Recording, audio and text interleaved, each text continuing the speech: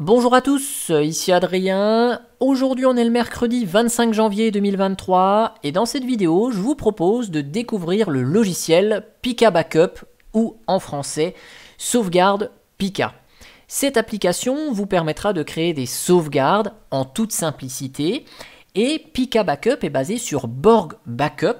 On en a parlé dans la dernière vidéo sur cette chaîne. Si vous n'avez pas vu cette vidéo, je vous mettrai le lien dans le descriptif où on rappelait les avantages de Borg Backup et on a vu son utilisation en ligne de commande. Là, Sauvegarde Pika, c'est un outil graphique de sauvegarde. Donc bien sûr, il existe d'autres outils de sauvegarde graphique qui sont basés sur Borg Backup ou d'autres solutions. Mais si je vous présente aujourd'hui Sauvegarde Pika, c'est parce que cette application, je la trouve très simple d'utilisation, ergonomique, et elle profite de toutes les fonctionnalités de Borg Backup. Donc on va pouvoir créer des sauvegardes locales ou distantes, on va pouvoir même planifier des sauvegardes et utiliser tous ces fameux avantages de Borg Backup comme le chiffrement, la compression, la déduplication.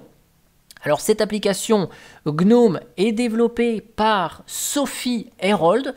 Si je vous le précise aujourd'hui, c'est parce que c'est pas souvent qu'on entend parler de femmes dans la tech. Et donc là, c'est un projet qui est développé et maintenu par cette personne. Donc c'est l'occasion de mettre en lumière le travail de son créateur. Alors pour installer Pika Backup, c'est assez simple au final. On va retrouver ce logiciel dans les dépôts FlatHub, donc disponibles sous forme de Flatpak. C'est un projet relativement récent, donc pas sûr que vous l'ayez dans les logiciels disponibles par défaut dans votre distribution Linux. Donc vous pouvez installer le Flatpak. L'avantage, c'est que c'est un paquet universel, donc quelle que soit la distribution Linux, vous aurez à votre disposition ce logiciel. Voilà. Donc on va ouvrir Pika Backup et puis on va voir ensemble comment il fonctionne. Donc une fois qu'on lance Pika Backup ou Sauvegarde Pika, vous voyez ici en français, on va configurer une sauvegarde. Donc là, on va créer un nouveau dépôt, c'est-à-dire on va dire où est-ce qu'on veut stocker notre sauvegarde. Ça correspond au Borg init qu'on a vu dans la précédente vidéo. Alors pour éviter d'avoir un disque USB, que la sauvegarde soit lente ici, j'ai créé un dossier backup Pika et donc on va stocker notre sauvegarde ici. Bien sûr, on peut faire des sauvegardes sur un emplacement distant si on souhaite externaliser notre sauvegarde, évidemment. On va pouvoir utiliser un dépôt qui existe déjà. Vu que Pika Backup se base sur Borg Backup, si vous aviez déjà des sauvegardes gérées par Borg Backup, vous allez pouvoir vous connecter à un dépôt Borg Backup existant et donc vous allez retrouver toutes vos sauvegardes. Donc nous, on va créer un nouveau dépôt. Donc on va dire que notre sauvegarde, je veux la stocker dans Backup Pika. Ici, voilà. Et donc il y a un dossier qui va se créer ici, backup, le nom de la machine, le nom de l'utilisateur par défaut. Voilà. Vous allez pouvoir chiffrer ces sauvegardes, notamment si vous faites votre sauvegarde sur un disque USB, les fichiers, cette sauvegarde sera protégée par un mot de passe que vous allez définir ici. Nous, on va le faire en mode non chiffré pour éviter de taper le mot de passe 15 fois au cours de cette vidéo.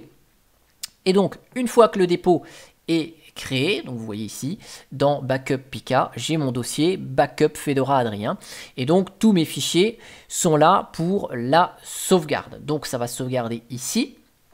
Donc là, vous voyez l'interface générale. Si je m'en vais, là, je fais rien du tout. Vous voyez que là, sur la page d'accueil, on a notre emplacement de sauvegarde Backup ici.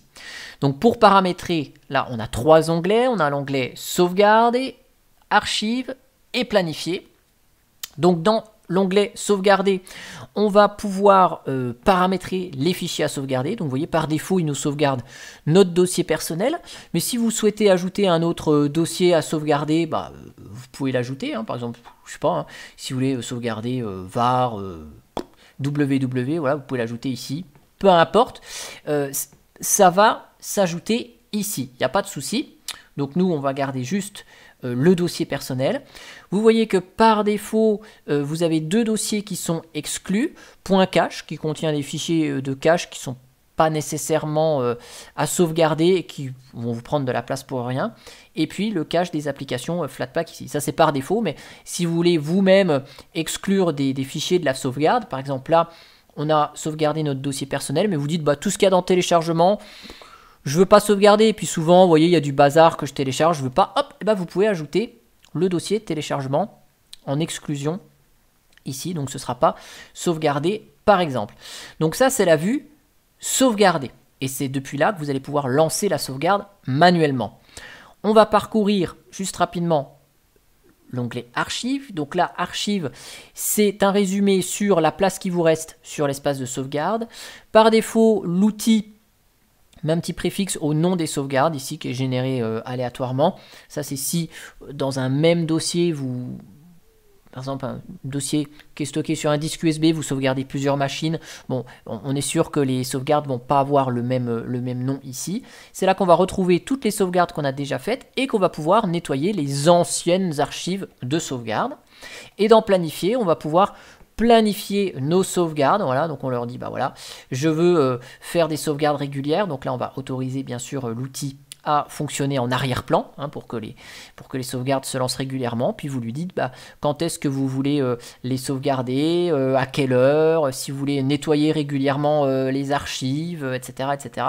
Donc là, vous avez toute la partie planification ici. Donc dans cette vidéo, on ne va pas planifier évidemment, mais je vous montre que la fonctionnalité existe. Donc là, je reviens dans sauvegarder. Je vais lancer une sauvegarde maintenant. Donc là, il va sauvegarder mon dossier personnel. Donc vous voyez, sauvegarde en cours. Je vais vous accélérer la vidéo, puisque c'est pas intéressant d'attendre. Vous voyez, on a une estimation du temps de sauvegarde. Donc là, il y en a pour 2-3 minutes. Je vous accélère et puis ensuite, on va continuer à parcourir les fonctionnalités de l'outil, notamment pour consulter le contenu d'une sauvegarde, restaurer des documents par exemple.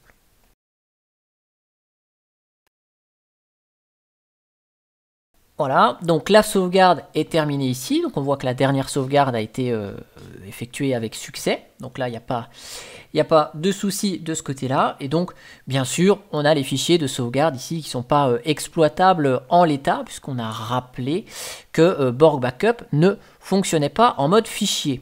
Donc, certes, la sauvegarde est ici. Maintenant, vous vous dites, bon, c'est bien, je ferme tout ça. Je vais dans mes documents par exemple et puis hop, allez, je fais un peu de ménage dans mes documents, je vide la corbeille, oups, mince, je voudrais restaurer mes documents. Donc là, c'est ce qu'on va voir ici. Comment on fait ça? Donc on va retrouver notre Pika Backup, sauvegarde Pika ici. Comment on fait? Eh bien c'est simple, on va donc ici. Si on arrive à nouveau sur l'écran d'accueil, on va sur notre espace de sauvegarde. Hop, voilà, on va sur archives. Donc là, on voit l'archive qui a été créée à 19 h à peu près. Donc je clique dessus. Là, je vois son nom qui a été généré aléatoirement. Et je fais parcourir les fichiers sauvegardés. Et là, qu'est-ce qui va se passer? J'ai mon explorateur de fichiers qui s'ouvre sur un chemin ici. Donc là, la sauvegarde a été montée dans un dossier et donc là, elle est accessible librement. Et donc, on va pouvoir restaurer le contenu de notre dossier document via un simple copier-coller. Là, vous voyez, hop, j'ai tous mes éléments qui sont dans la sauvegarde. Je vais les prendre, je les restaure en faisant un simple copier-coller. Tout simple. Et une fois qu'on a terminé, on ferme le gestionnaire de fichiers. Et c'est fini, voilà. Donc là, c'est une fonctionnalité qui est relativement sympa de Pika Backup, puisqu'on va pouvoir restaurer les fichiers via un simple copier-coller, donc beaucoup plus facile que la commande Borg extract qu'on a vue, ou de monter manuellement ligne de commande avec Borg mount, etc., puis de faire des copier-coller. Une fois qu'on veut démonter l'archive, on éjecte ici, et nickel. Donc, bien sûr, si je veux relancer une sauvegarde, je peux relancer une sauvegarde manuellement ici. Donc là, je lance, sauvegarder maintenant. Et vu qu'on a dit qu'il y avait de la déduplication, eh eh bien là la sauvegarde elle va être beaucoup plus rapide à faire, puisque entre la première sauvegarde et la deuxième, il n'y a pas grand chose qui a changé, vu que ce que j'ai supprimé je l'ai restauré. Donc vous voyez, la sauvegarde elle a été très rapide à se faire. Et quand je vais dans Archives, là vous voyez, j'ai ma deuxième sauvegarde qui s'affiche ici. Et donc si je relance X fois les sauvegardes, je vais avoir la liste des archives ici. Alors, sur cette machine, on a fait des sauvegardes avec Borg Backup. Et donc je vais vous montrer que là, effectivement, on peut se raccrocher à un dépôt existant. Là, si je fais plus, je fais utiliser un dépôt existant. Et vous vous rappelez, dans la précédente vidéo, j'avais ma sauvegarde de Borg Backup dans Backup local. Je sélectionne ici. L'outil récupère les informations. Vous voyez, il récupère des informations ici. On va pouvoir transférer ces paramétrages-là. Hop, bon, on va passer.